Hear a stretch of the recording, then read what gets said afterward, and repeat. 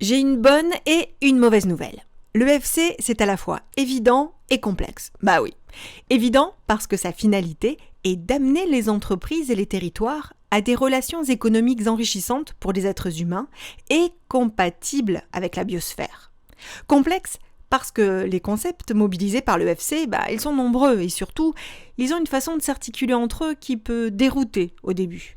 Mais quand on plonge dans ce système vivant et innovant, que c'est bon, vous allez voir. Tout commence par la notion de raison d'être de l'entreprise, son pourquoi.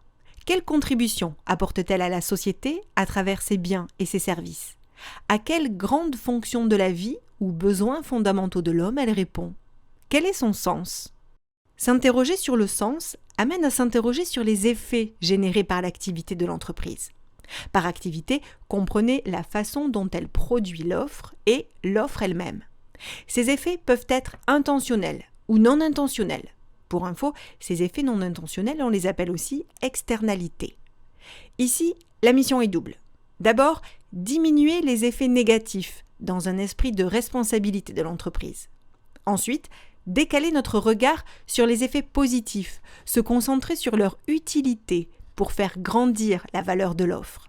Car la valeur existe dans l'usage qui est fait d'un bien ou d'un service. Et quand cette valeur est développée, on parle de performance d'usage.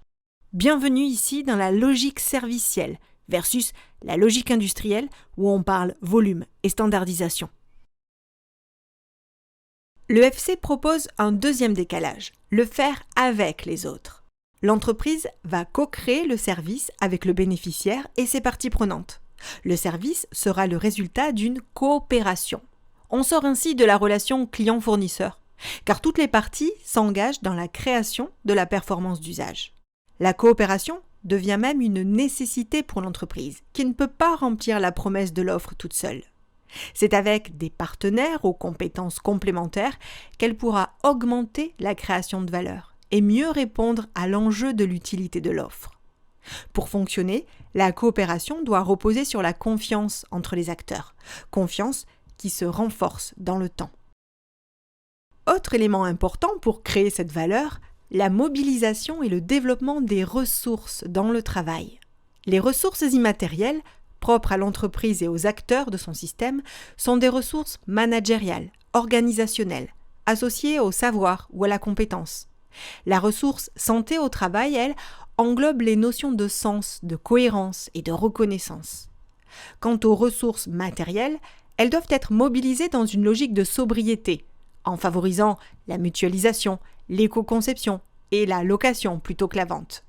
Toutes ces ressources permettent ainsi de concevoir et mettre en œuvre un service pertinent pour tous. Plus le service est pertinent, plus il crée de la valeur, monétaire ou non monétaire. Valeur qui est alors répartie le plus équitablement possible entre les différents acteurs. C'est l'un des sujets abordés par la contractualisation. Ils sont beaux ces concepts, n'est-ce pas? Mais il manque un petit quelque chose pour qu'ils soient opérationnels et utiles au sein de l'entreprise, dont la vie est loin d'être un long fleuve tranquille. La réalité, quoi. Eh bien, on va l'observer, cette réalité, et l'analyser ensemble. Nous parlons ici de réflexivité. Ce processus permet de révéler les écarts entre ce qui a été pensé de manière idéale et ce qui s'est passé concrètement sur le terrain. Constater cette différence entre le prescrit et le réel permet de tirer des enseignements pour continuer de s'améliorer, se professionnaliser et innover. Toute cette matière précieuse, obtenue grâce à la réflexivité, donne des clés essentielles aux acteurs de la coopération pour prendre des décisions. La réflexivité nourrit donc la gouvernance. Et la gouvernance orchestre le système. Elle ajuste le service ou les contributions de chacun, décide des investissements matériels et immatériels. Bref, ce système vivant évolue de façon incrémentale et itérative. Alors, elle n'est pas belle la vie? Vous l'aurez compris, l'EFC propose une autre façon de regarder le monde, les clients, le business, le travail de ses collaborateurs. L'EFC permet de penser autrement et donc d'agir différemment pour que les femmes, les hommes et la planète vivent en harmonie.